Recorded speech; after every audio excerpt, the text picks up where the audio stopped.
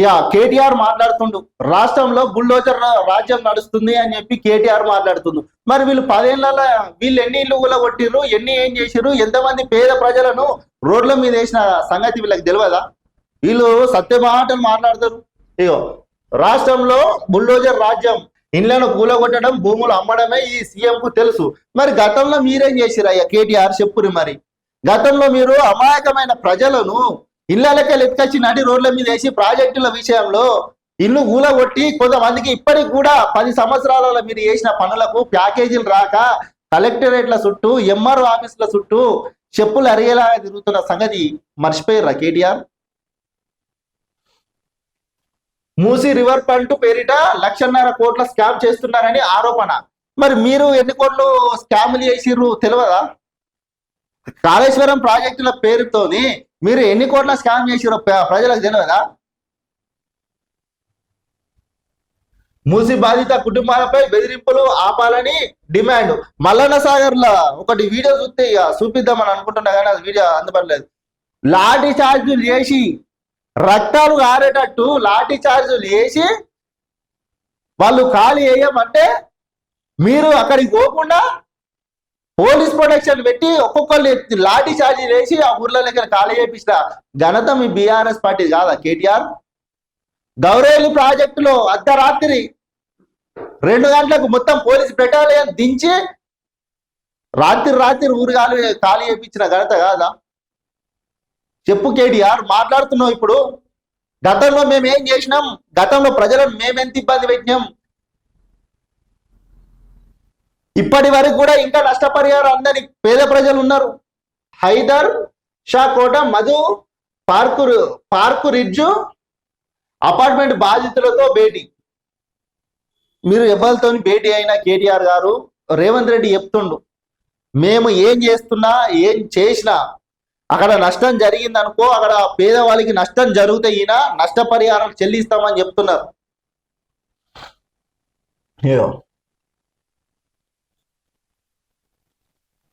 రాష్ట్రంలో బుల్డోజర్ రాజ్యం నడుస్తుందని బీఆర్ఎస్ వర్కింగ్ ప్రెసిడెంట్ కేటీఆర్ మండిపడ్డారు. హైదరాబాద్ లోని మూసీ ప్రాజెక్టులో భాగంగా ఇండ్లు, భూములు, అపార్ట్మెంట్లు కోల్పోతున్న రాజేంద్ర నగర్ లోని హైదర్ షోకోట మదిషార్కు రిడ్జు అపార్ట్మెంట్ వాసుల ఆదివారం సంఘీభావం తెలిపారు. మూసీ బాధితుల కోసం నిర్వహించిన మూసీ దండి మార్చు పాదయాత్రలో 3.5 కిలోమీటర్లలో బాధితులను కలుస్తూ ముందుకు సాగారు.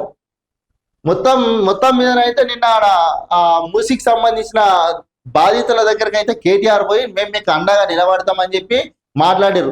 సరే మీరు పోయిర్రు, నిలబడుర్రి, మేము వద్దు అంటలేం, కొట్లాడుర్రి. కానీ ఎట్లా మీరు ప్రజలకు న్యాయం చేసేలాగా ప్రభుత్వం నుంచి ప్రజలకు మీకు వాళ్ళకు పక్కా ఇల్లు కట్టించి, లేకుంటే వాళ్ళకి స్థలాలు ఇప్పించి, వాళ్ళకు న్యాయం చేపించి ప్రాజెక్టు పని చేసుకుంటా మీరు ఆ ప్రభుత్వం ఏదైతే ఎత్తుందో దాని మీద ఒత్తిడి తీసుకురాలి. మేము కూడా వద్దాం, మేము కూడా పోరాడదాం మీకోసం.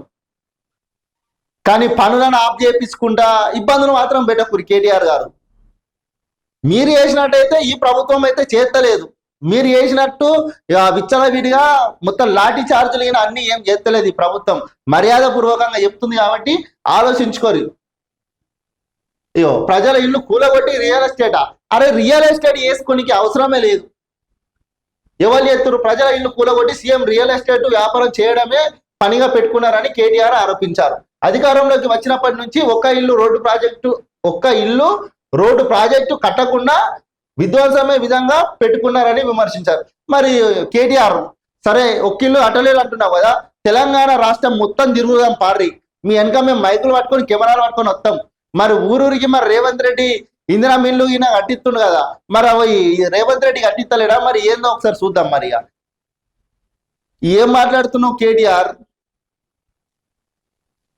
కేసీఆర్ ప్రభుత్వం అధికారంలోకి వచ్చాక మూసీ కోసం ఎవరి భూములు ఇల్లు పోకుండా చూస్తామని భరోసా ఇచ్చారు. ఈయన మళ్ళా అసలు రాష్ట్రంలో అధికారంలోకి వస్తాడా? ఈయన ఎన్నికలు వచ్చినా ఆడ నేను ఒంటి చేత్తో నేను గెలిపించుకున్నాను ముందరకు పోతుండు, బొక్క బొరలో పడుతుండు. మరి రాష్ట్రంలో కేసీఆర్ని అధికారంలోకి తీసుకొస్తాడట.